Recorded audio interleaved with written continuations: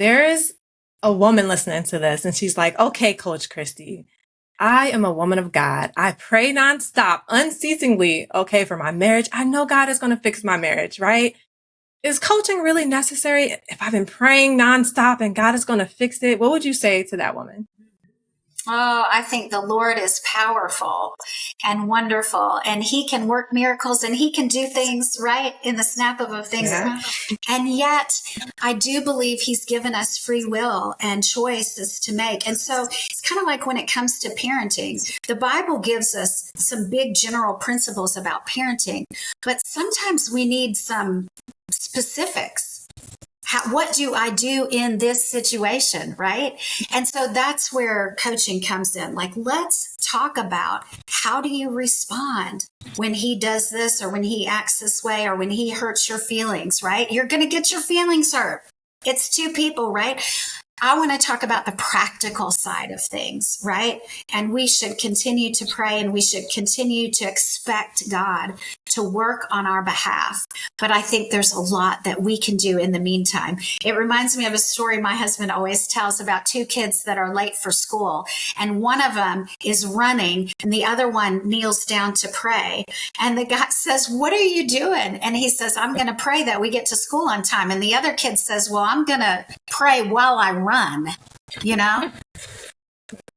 Like, let's do all that's in our power and expect God to do the things that are not in my power. Yes. I want to share a verse with you, and it's from James chapter 2, verse 17. And this is the Amplified version. It says, "So too, faith, if it does not have works to back it up, is by itself dead." And it says, inoperable and ineffective. So I feel like it's so good what you said and just reading this verse that, yes, I feel like praying is necessary and vital for sure. Like, we need that solid rock and foundation in every relationship, especially marriage. But we have to also take those practical steps and apply them. Like, God is not going to do everything. We have to do some work too, you know?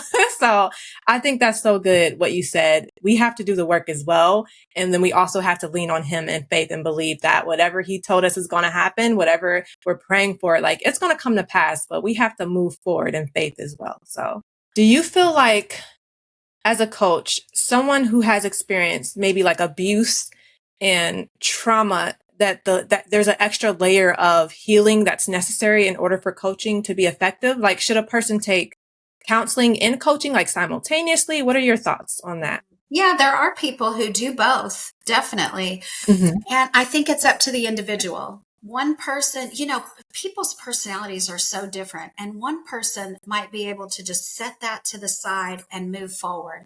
And another person really needs to work through that in order to move forward. So I think each person should be the expert in their own life and decide, am I ready to take action, or is there some cleanup work that needs to happen before I can really move forward?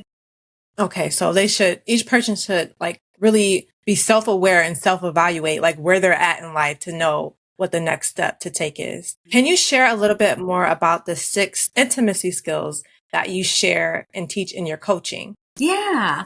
Well, let me tell you, the first one that I always start with every new client is the skill of self-care. Because, when you're on the airplane and they tell you to make sure you put on your own oxygen mask before you try to help others, right? So that's one of the things that I work on first and foremost, is that miserable people do not have happy relationships. Okay. Happy people have happy relationships. So the very first thing I'm going to ask my client to do is start taking 100% responsibility for her own happiness and joy, and showing up to her husband and her family with joy. And so what are the things you enjoy? So many women have forgotten. What do I enjoy? I don't even know. I've been so busy taking care of everybody else. Yeah. And I haven't put my own oxygen mask on in years.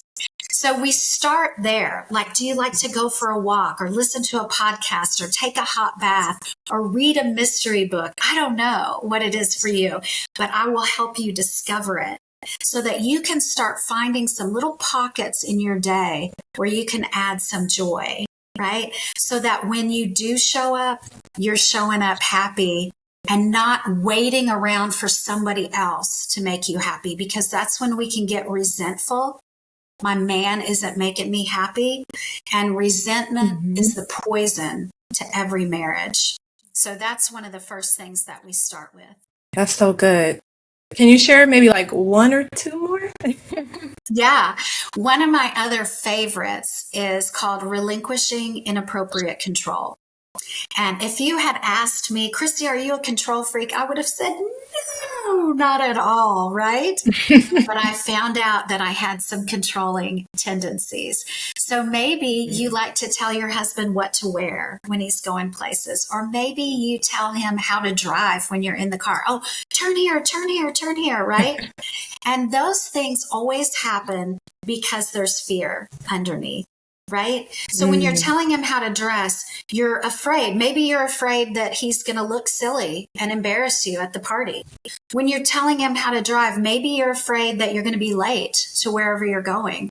Or maybe you're afraid you're going to have an accident. So there's always fear underneath that desire to control. But here's what I've found is that in every situation, we can choose control or we can choose intimacy. But we can't have both. So control and intimacy are a little bit like lightness and dark.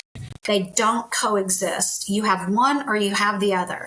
So if I choose to control my husband, I'm going to lose that intimacy with him because he's going to feel disrespected. He's going to feel mothered, right? It's not good. But if I choose the intimacy, then I have to let go of the control and I have to let him drive the way he wants to drive and turn where he wants to turn. But that's part of respecting him as a grown man who is autonomous, who is smart, who is capable, right? When I treat him as if he's smart and capable, he feels respected, which also causes him to feel more connected and more loving towards me, right? So I show up with my femininity turned up really high. He shows up with his masculinity turned up really high. And guess what happens? We are attracted to one another like magnets, which is what we want in marriage, right? Not only attracted physically, but attracted mentally, where we want to be around each other, right? What I find with most of the clients who come to me is their husband is avoiding them in one way or another. Maybe he's playing golf all the time. Maybe he's down in the basement playing video games. Maybe he works too much. I don't know. But he's avoiding. And there's a reason that he's avoiding. And it could be because we've been too controlling. So with your coaching, you kind of help people get to the root cause of why they are like that, right? Yes. And when we solve a problem in one area, it usually ripples over into 10 or 12 others, right? Because the root problem is the same.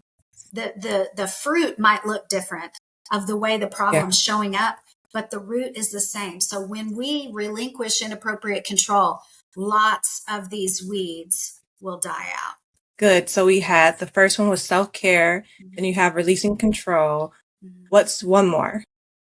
Well, respect is always going to be super important, right? Our husbands want to feel respected and they deserve to feel respected. And so one of the things that I might do with a client is sit down and help them discover a gratitude list. Tell me about some of the things that your husband does that makes your life better and easier.